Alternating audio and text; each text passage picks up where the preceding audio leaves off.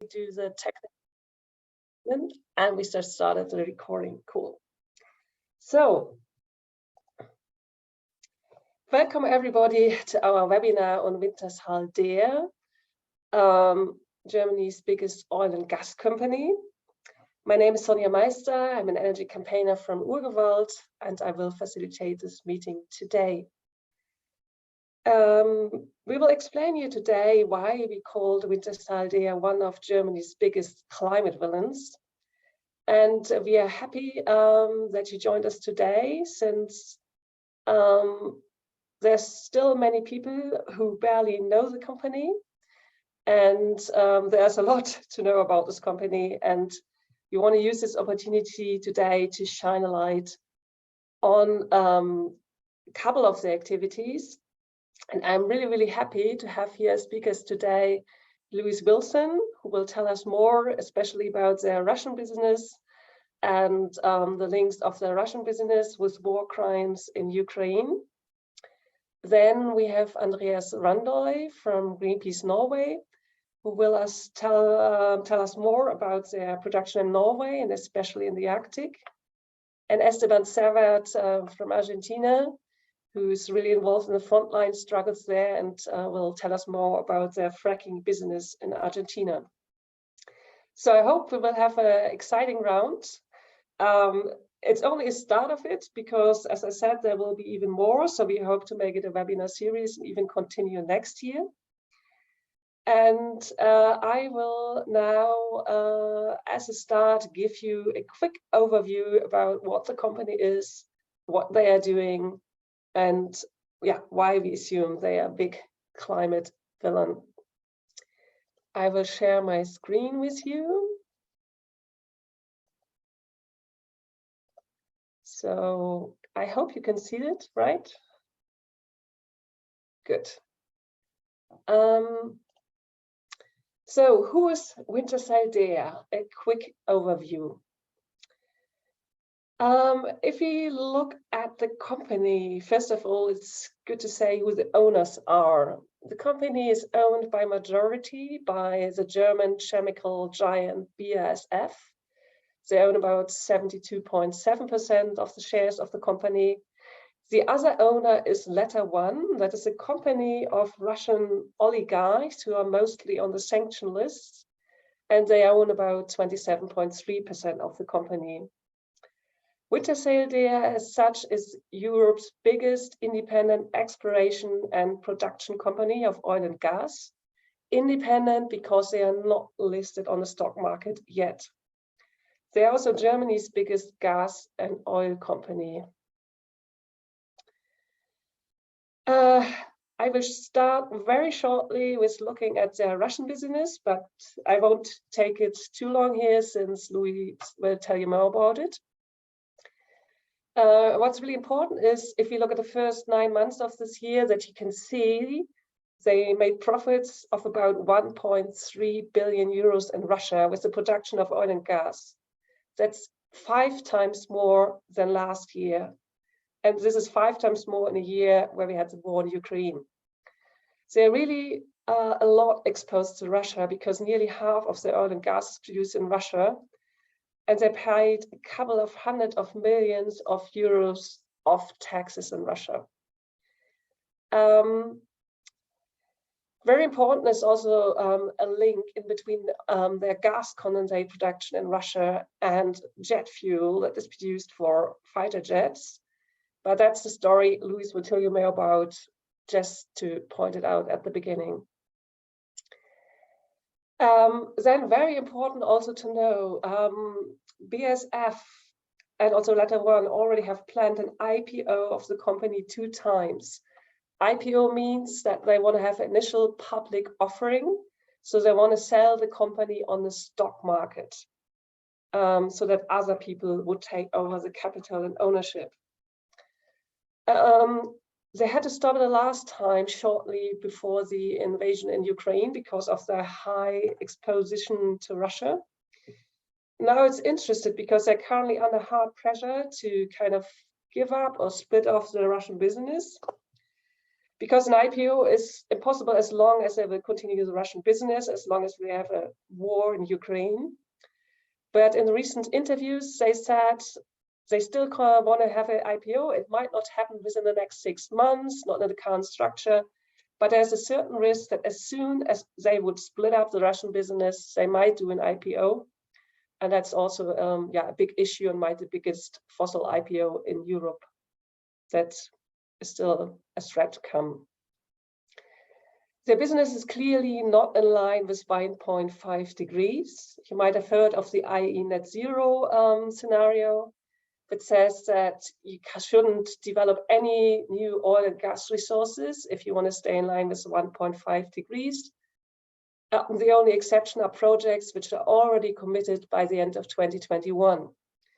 And we had some research which looked at which of their projects are not in line with this IE net zero scenario.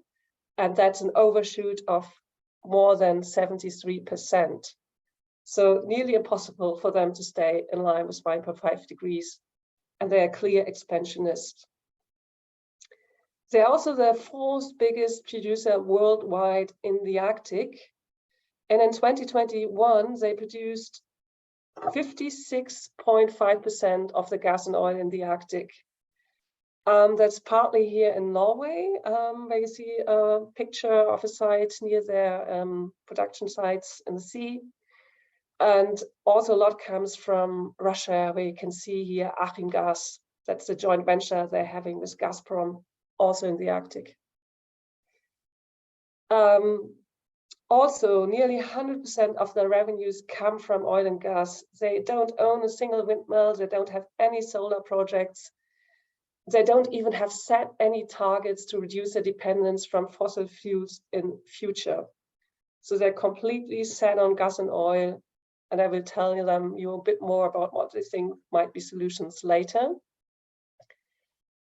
They're also doing fracking in Argentina and Russia.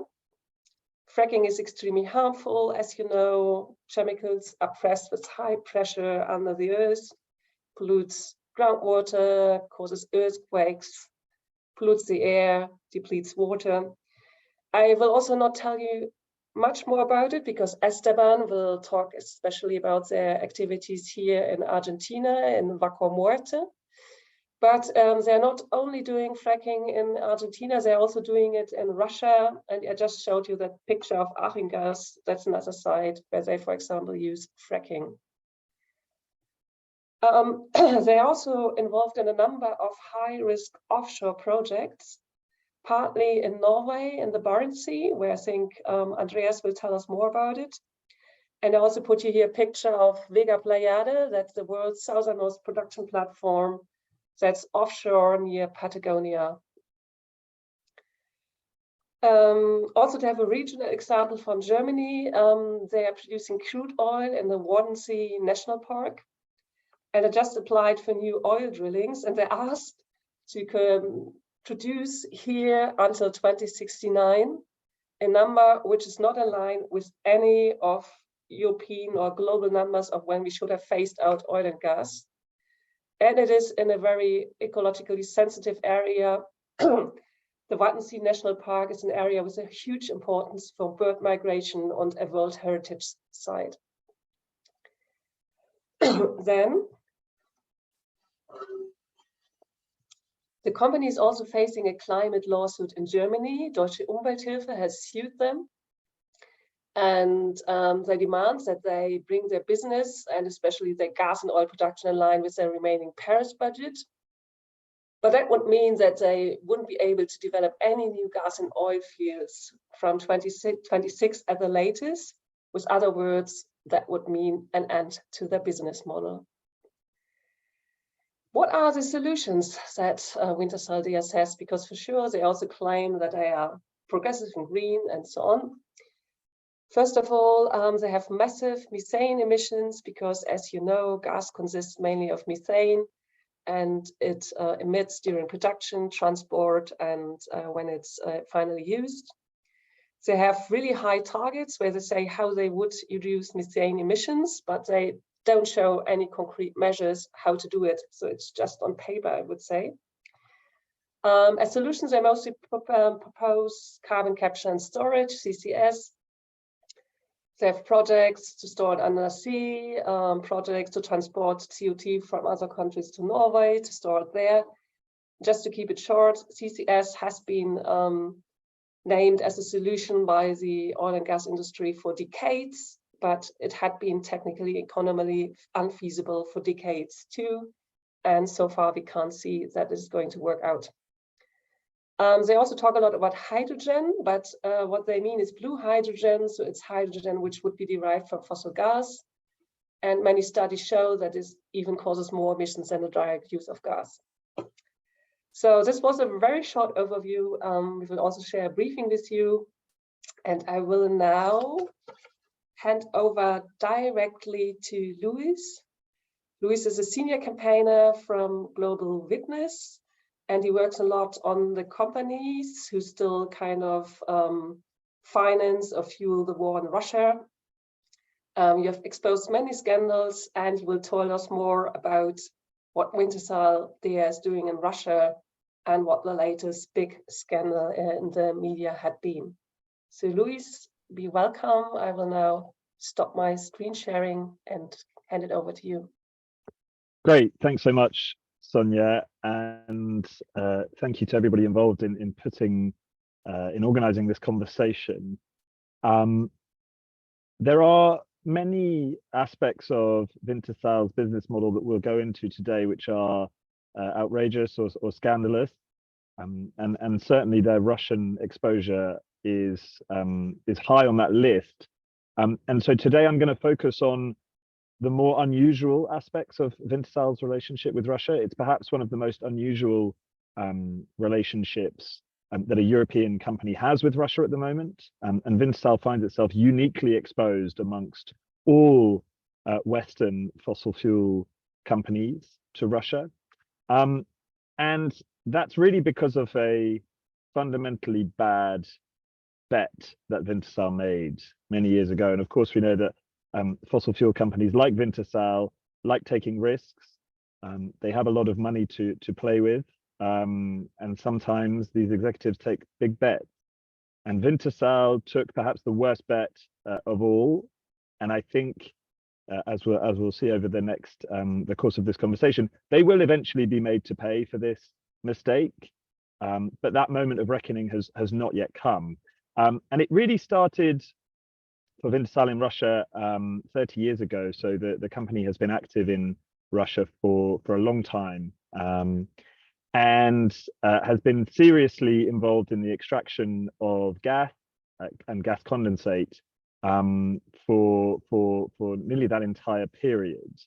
But it's really been in the last 20 years, 15 to 20 years, in which Wintershall has made itself almost utterly and completely dependent on Russian reserves for its profitability. And it's funny, Sonja, you opened very well by describing in part Wintershall as a German company, and there is an argument to be made that Wintershall is not a German company, that Wintershall is a company that is based in Germany, perhaps for political or fiscal reasons, but really is a company that is fundamentally Russian. And there are a couple of reasons for that, but the first and most obvious is that the bulk of Wintershall's gas, the stuff of which the company is made, is in Russia. So of its proven reserves, Wintershall has 80% of those in the ground in Siberia and the Arctic, which is an enormous number. And we'll talk a little bit today about where those figures have gone and its current production, how much it's actually getting out of the ground. But even now, so deep into this war with Ukraine, Wintershall is still getting around half of its active production out of the ground in Russia. And so when you look around the other majors, not companies that we know for their morals, not companies that we know for being particularly progressive or taking decisions for the right reason. Even amongst those, we're talking about Exxon, we're talking about Shell, we're talking about BP, we're talking about Total Energies. Even among those, Wintershall stands out for its extraordinarily poor reaction to the war in Ukraine. And I think, again, this comes back to this awful bet, this historic bet that Wintershall made on production in Russia, on reserves in Russia, which has meant that where for Total Energies, where for Shell, BP, Exxon, leaving Russia was a big financial hit, to be sure. Many of them so much so that they've not yet completed the process, and I believe that some of them never will. But for Wintershall, this was an existential question. There is no path to profitability for Wintershall without these reserves in Siberia. And so it is through this to see the company's subsequent statement. Luis, your sorry, the volume. There's something wrong with sound. Okay, can you hear me okay now? Yeah, you're not that loud now. Okay. Apologies. Let me try to change. No, is that working now? Is that better? Can you hear me? It's a bit better if you put it close to your mouse now, but something changed. I don't know what. Okay, strange. Sorry. Let me yeah, I'll speak up and hold it here. So this historic bet that Wintershall took over the course of the past 30 years has left it completely dependent on Russia. And it is, as I say, through this context that we can see Wintershall's actions and statements after the invasion, the full-scale invasion in February. So the extent to which Wintershall is dependent on Russia is obvious in its reserves, which I've already mentioned, 80%. It has 3 joint ventures with Gazprom, which are all based in the very far north of Russia. And there it does very deep drilling into the Arctic permafrost, some deeper than 4,000 meters, which is unusually deep for such projects. And it gets primarily gas and gas condensate, which of course have been in the past 30 years crucial building blocks for Germany's economy, for Western Europe. That has changed, and we'll talk a little bit about how that has changed and why that's important in a second. But Wintershall was also implicated in Nord Stream 2. So Wintershall, again, in a demonstration of how big it had bet, invested close to $1 billion in Nord Stream 2. And of course, all of that has now come to nothing. So when Wintershall's world turned upside down, because I think it's fair to say that this is what happened on February 24th for Wintershall, not to minimize, of course, the far worse situation for the people of Ukraine. But I think it's fair to say that when your business model is bet on one country and that country begins openly committing war crimes, that turns your, or at least should turn your business model upside down. On the evening of that invasion, Wintershall was not trying to extricate itself from its Russian business model because it knew, I would argue, that it was too late. And so instead it was pushing in the other direction. And there are really 3 key things that Wintershall did just before or as Russia was invading Ukraine that I think are demonstrative of the company's mindset, attitude, and which point to this idea that actually Wintershall is more of a Russian company almost than it is a German company. The first is that on the eve of Russia's invasion, as it became clear through Western intelligence reports that Russia was going to invade Ukraine, already DEA, one of the parent institutions of Wintershall, was advocating against punitive measures against Russia, saying that, you know, whatever happens, there must not be sanctions on Russian energy, of course, knowing that that would be a death knell for Wintershall. So that was number one. When Germany then suspended Nord Stream 2, instead of, doing some soul searching about the bad business decisions that Wintershall had made, instead, it was arguing that it should be compensated by the German taxpayer for its historic mistake. So again, similar to 2008, asking to be bailed out essentially for terrible decision that was made.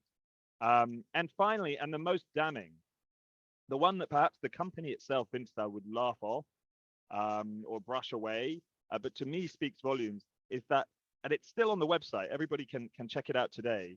Wintershall, when they issued late, even for an oil company, their condemnation of Russia's aggression, they used the Kremlin's term for the invasion. And again, I think this speaks volumes to whether we should see Wintershall as a German company with operations in Russia, or as something different, as a company that is actually Russian.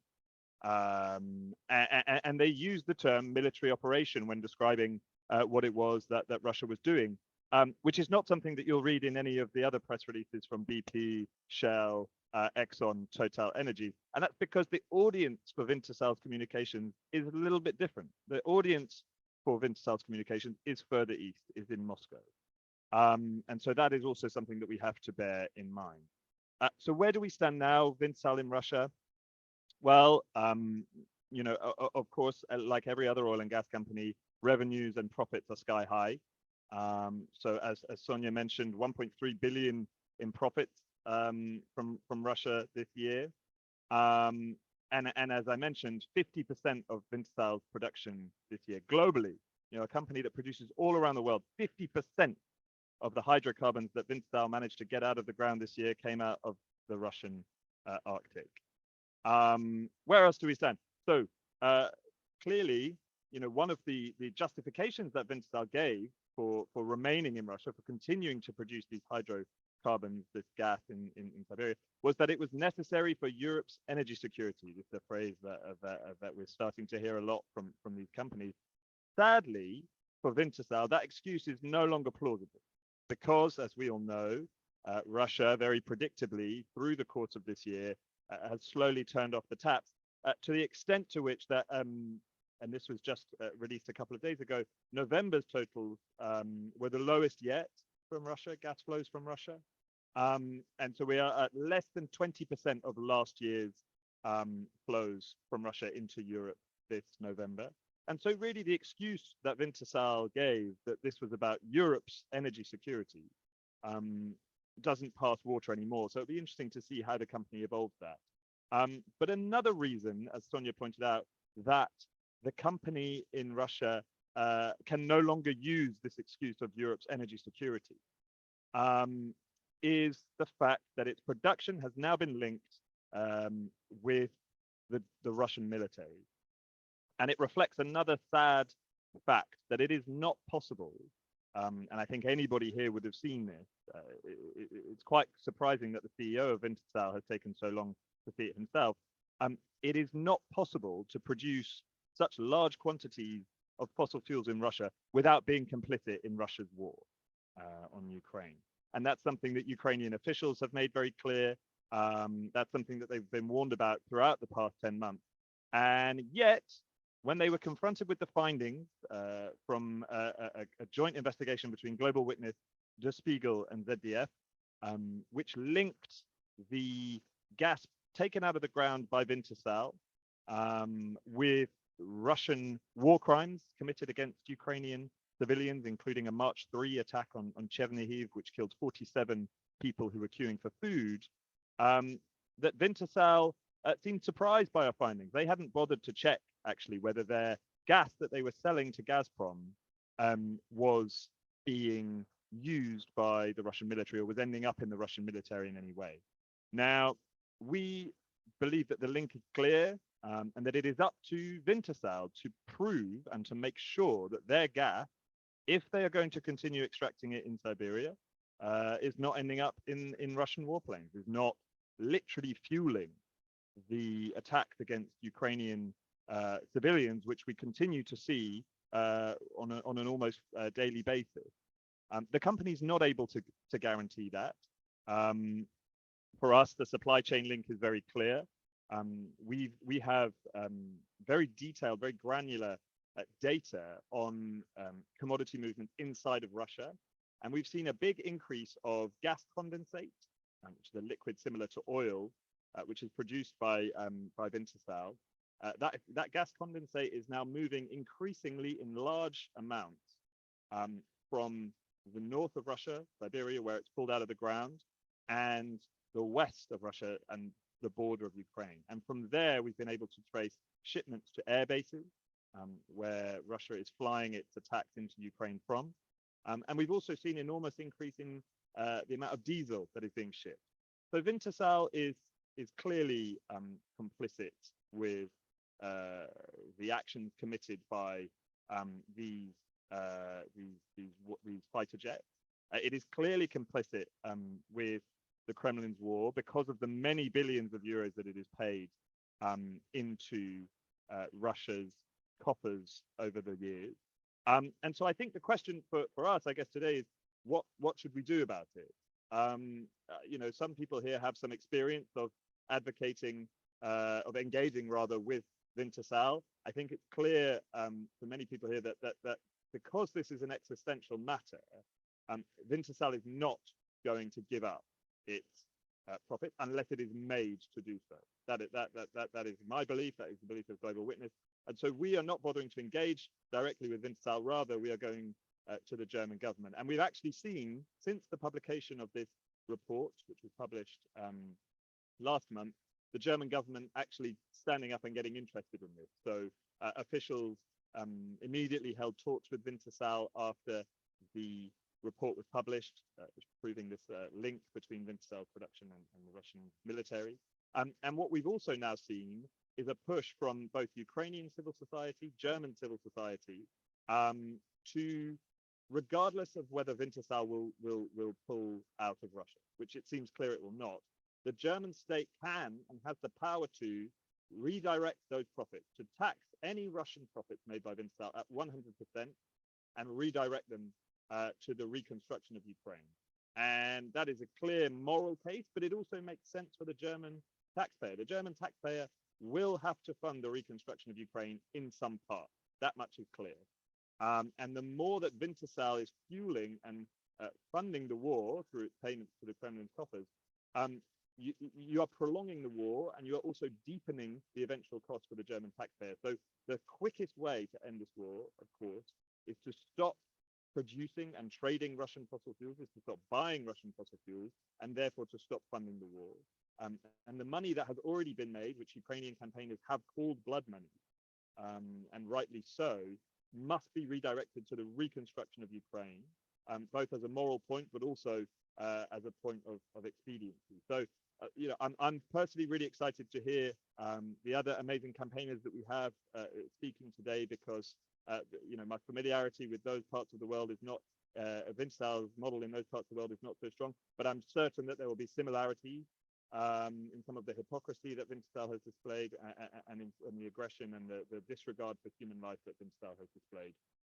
So looking forward to hearing those, and of course, looking forward to taking any questions that anybody has about Wintershall in Russia after the presentation. Thank you.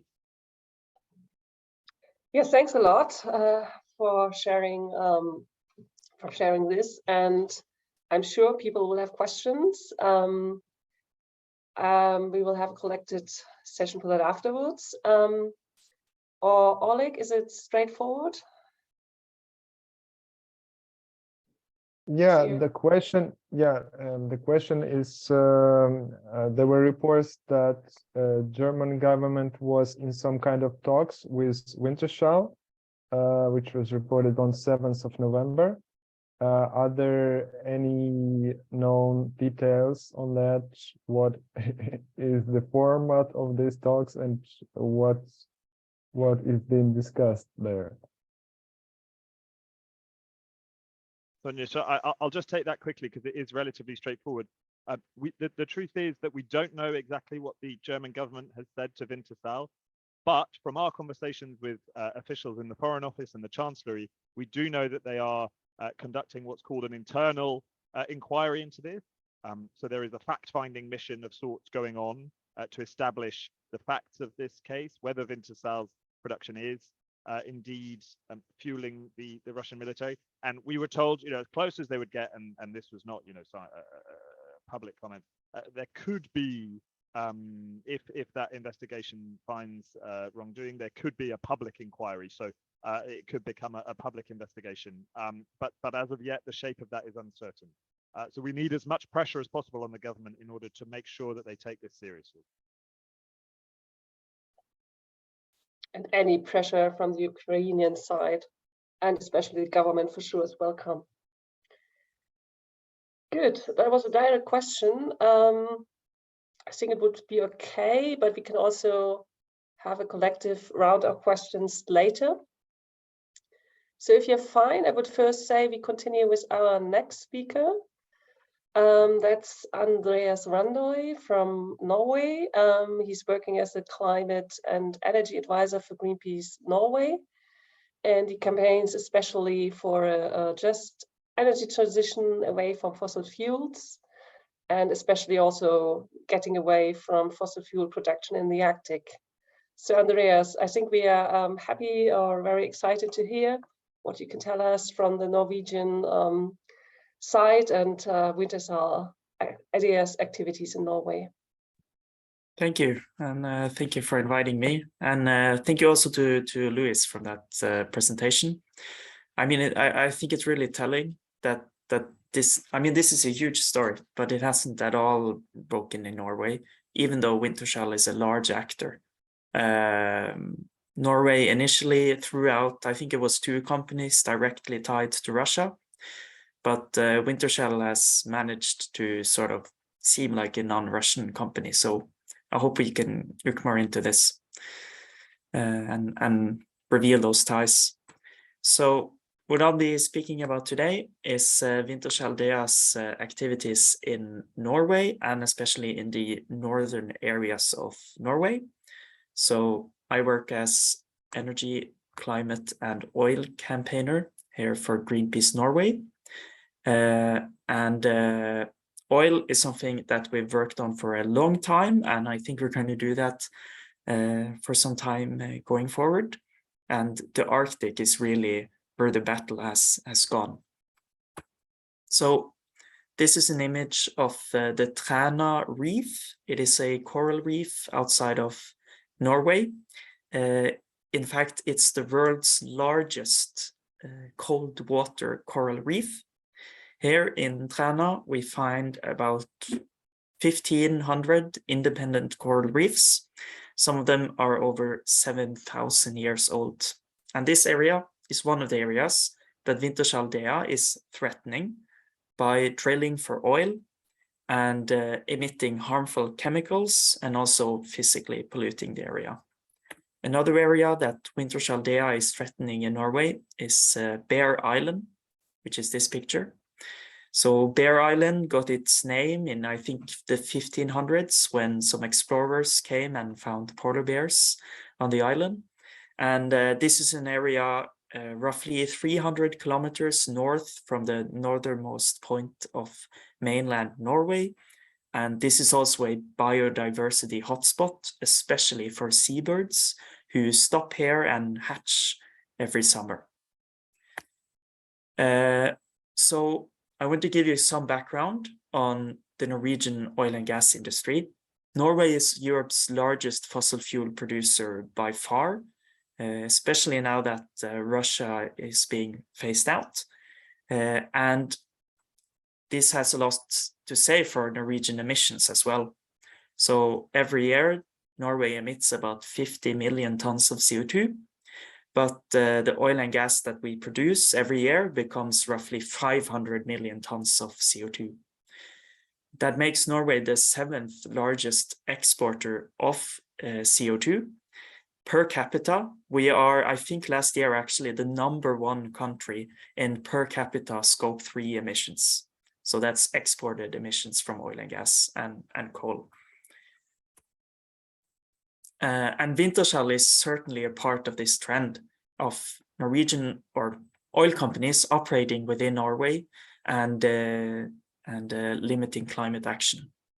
So right now, Wintershall holds 87 licenses. They are the operator on 24 of them. That means that they are the largest stockholder and the ones practically developing the field. And 4 of these fields have actually made discoveries.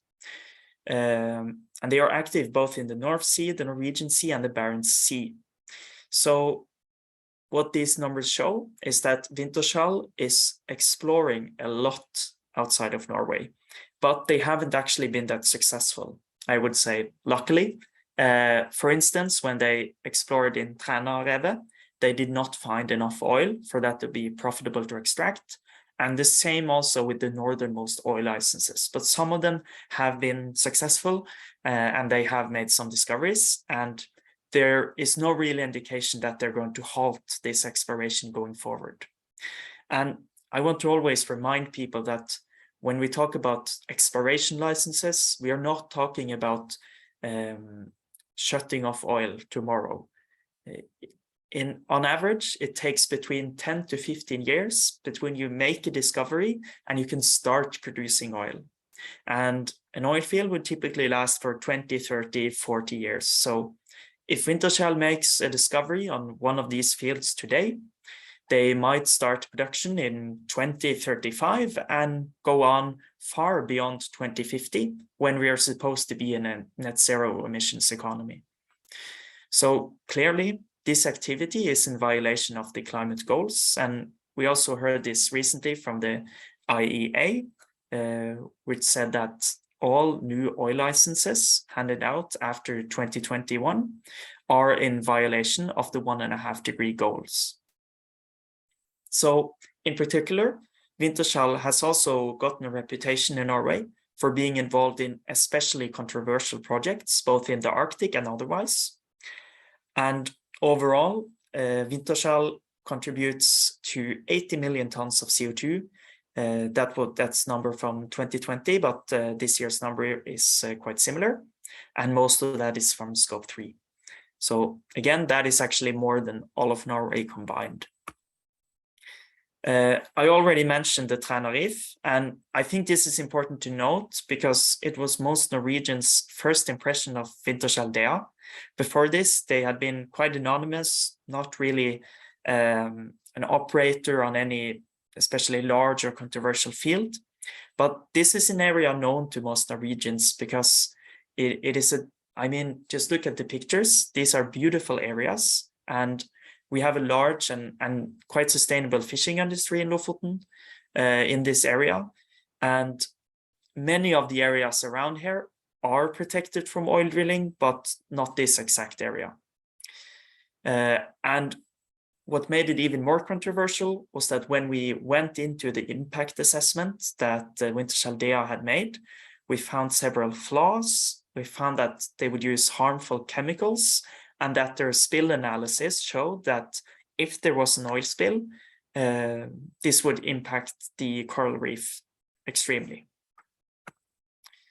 This is a map showing Wintershall Dea's licenses. So on the left side, you see their current licenses in Norway. So mostly they're in the Norwegian Sea and the North Sea, but also somewhat in the Barents Sea. The pink one in the Barents Sea in the north there, that's Snøhvit or Snow White in English. They have strange names. This is the only one that Wintershall has in production today in the Barents Sea. But as you see, they are exploring and they're trying to find new fields in this area, which we know is very vulnerable to oil drilling. And this table shows you the current production of Wintershall Dea from Norwegian oil and gas platforms. So I thought that might be useful for you. And if you want me to send any of this information on email, I'll be happy to do that afterwards. So Wintershall is also involved in Arctic oil drilling. And why is that especially important? Well, there are several reasons. I mean, first of all, the world has found far more fossil fuels than we can ever use. The world doesn't need more oil and gas if we are to meet our own climate commitments. We know that both from the IPCC and the IEA and the UN General Secretary. We don't need more harmful and polluting oil and gas. We also know that the Arctic environment is especially vulnerable and valuable. There have been several studies showing that the exact type of pollutants we see from oil drilling and, God forbid, a spill would be especially harmful to those species. And I think many people believe that, you know, the Arctic is some kind of ocean desert, and it really couldn't be further from the truth. For instance, the ice edge zone, or the marginal ice zone, where the ice meets ocean every year, you know, that ice moves back and forward. This area contains thousands of species. And that is just one of the areas where oil companies such as Wintershall Dea is currently lobbying to get into. Lastly, in this presentation, I want to mention Wintershall Dea's reluctance to comply with environmental law. Now, this was something we uncovered in the campaign against their drilling in the Træna Reef. And our line of argument was that a company with this long-running streak of committing environmental crimes should not be the company responsible for one of the most dangerous oil drillings in Norwegian petroleum history. So Wintershall has received criticism not only from the environmental NGOs, but also from official the Ministry of the Environment of Norway. One of the most shocking examples of this is the Brage oil field in the North Sea. They have seen several deviations from regulations. Well, actually, I should say deviation from regulation. That is the sort of Wintershall lobbyist way to say it. I mean, it's a crime. It's not following the law. It's emitting harmful pollutants when you don't have the proper documentation to do that. And in fact, in 2020, several environmental NGOs reported Wintershall Dea to the police for deliberately emitting large amounts of toxic chemicals from hydraulic pumps over several years. So to wrap this up, Wintershall Dea is one of the companies responsible for trying to push Norway and our oil and gas industry further into the Arctic, despite our climate commitments. So very glad to see that we are a lot of people resisting Wintershall Dea and all of the petroleum sector, and let's keep that up. Thank you.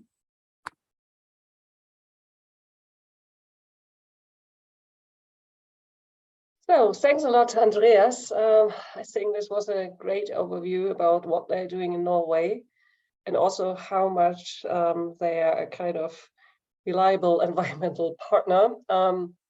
If you mentioned these scandals, I would say, in case there's no direct question now, because we can have a question session later, I would directly give it to our last speaker, Esteban Servat. So we're also really looking forward to your input. You are a scientist, frontline environmental activist, and founder of the organization EcoLeaks.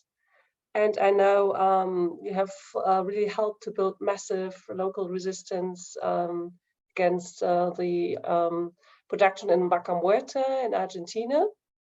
And we are looking forward that you're telling us more about what's happening there, what's so bad about the fracking use there, what's happening with the local resistance and struggles.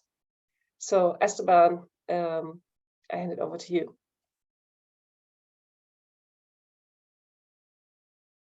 Thank you, Sonja. Can you hear me okay?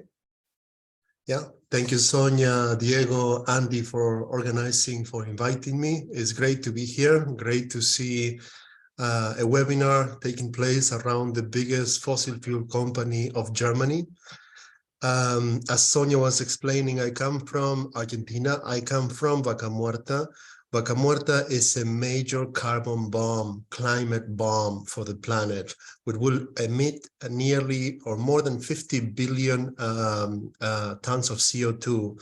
And this is one of many carbon bombs around the world, and especially in global south countries, that are being exploited in this neocolonial dynamics of European multinational companies and other multinational companies, but the European ones are leading the way. Wintershall, Equinor from Norway, Total from France, BP from England, Shell from the Netherlands, now British, and so on and so forth. And I think the preceding speakers were extremely clear in showing the blatant disregard of Wintershall for life, for the climate crisis, for the war crimes, and that its only mission is to maximize its profit and its willingness to take us down the tubes in that pursuit. I think Luis was very clear when he said that Wintershall will not voluntarily take the right actions, but it will only do so when it is made, it is forced.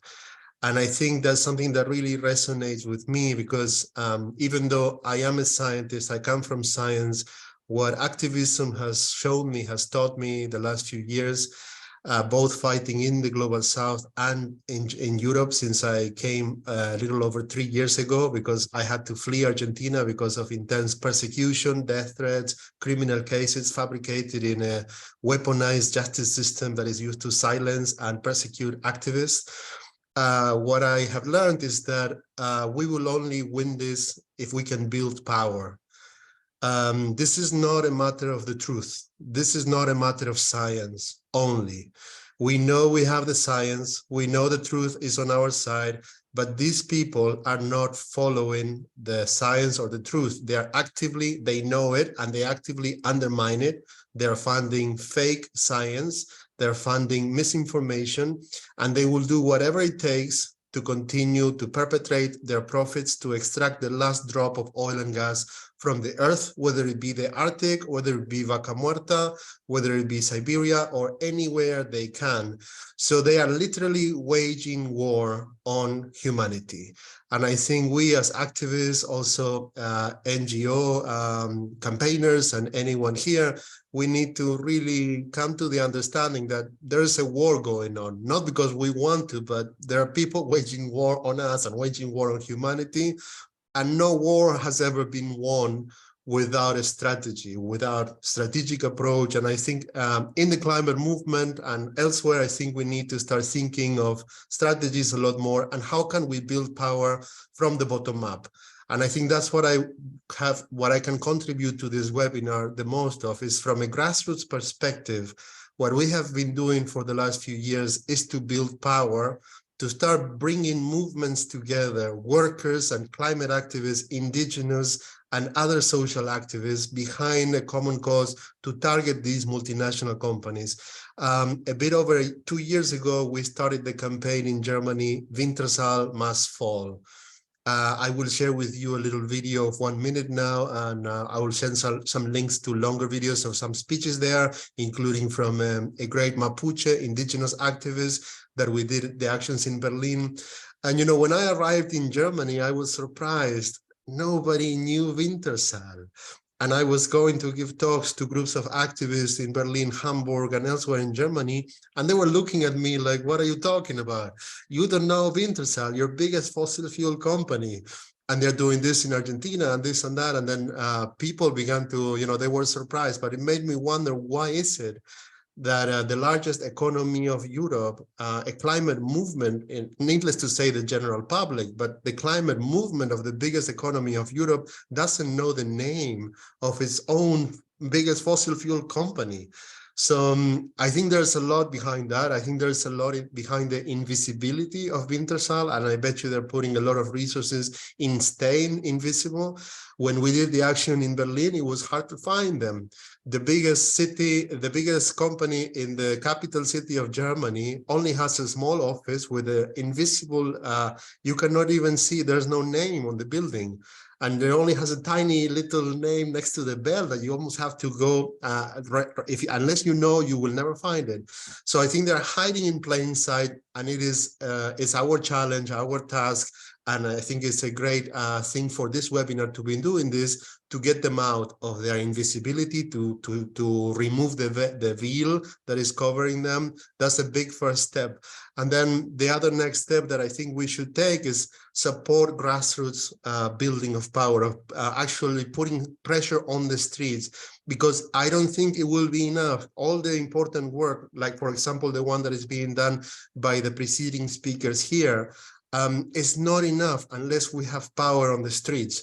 All the petitions and all the legal actions that can be taken and denounced will not lead far enough, because this is not a problem of truth, it's a problem of power. So we've been building these campaigns. I will show you a 1-minute video of this global coalition that we built called Shale Must Fall, which is both Shale Must Fall and Wintershall Must Fall are obviously inspired by the movement called Shale Must Fall, a Dutch movement that itself is inspired by an anti-colonial fight in South Africa. And together with them, we've been doing this campaigning, and we mobilized thousands of people in more than 30 countries. Wintershall was one of the targets. People in Argentina brought petitions to the German embassy in Buenos Aires and to the German consulate in Vaca Muerta. They did so many times. All of these times, these things were unanswered. In these petitions, these letters were demanding a meeting with the ambassador, with the authorities, and a hearing. They never responded to take responsibility for their company. We also did it about Equinor, which is even, is owned by the Norwegian state, and they also never reply. But I think that also shows how invisible people that are fighting in the global south are, and that the authorities from here don't even feel compelled to even respond. And I think people in Europe have a great potential and a great also responsibility, because we are here in the centers of power where activism does not involve risking your life or risking being tortured or all of the things that happen to people in the global south. Latin America has the largest murder rate in the world for environmental defenders. So being that these are European companies and that Europe, if any continent, can actually afford to lead the just transition, it should be an example. And I think the population here, as in the climate movement, must do a lot more and help build power and bring the fight to their offices in Berlin and wherever they are, to cast light on their crimes and help build power from the bottom up and from the grassroots and from the global south internationally, to actually have a chance at winning in this ever more unequal fight. I will now show you a very brief video that I hope is going to give some inspiration, and I hope we can come together and fight them. Let me see.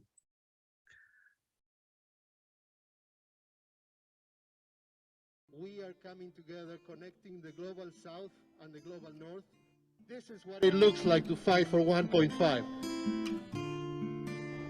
Wir Mapuche sagen, dass wir nicht damit einverstanden sind, dass multinationale Unternehmer unsere Ressourcen plündern, wie es seit mehr als 500 Jahren geschieht. Was die multinationalen Unternehmen tun, ist die aktuelle Form des Kolonialismus. Andere nennen es Neokolonialismus. Diese Unternehmer werden die Reichtümer unserer Territorien ausbeuten, die Gewinne mitnehmen und die Umweltverschmutzung zurücklassen. Fight for climate justice. Wintershall must fall, Shell must fall, BP must fall, Total must fall. They all must fall, because we will have no future if they keep going. Stop fracking! Nicht in Vaca Muerta und auch nicht so. That's all. Thank you very much. I will share some links on the chat. Vice President. Okay, thank you so much, Esteban. And I think that was a clear message that more people should know about the continent, more people need to get active and connected. And we hope that we did a little contribution here, and that this video brought you in the right mood of wanting to do more. So we come now to the part where we will stop the recording of this webinar. Diego, do you stop the recording now? Can you maybe tell us?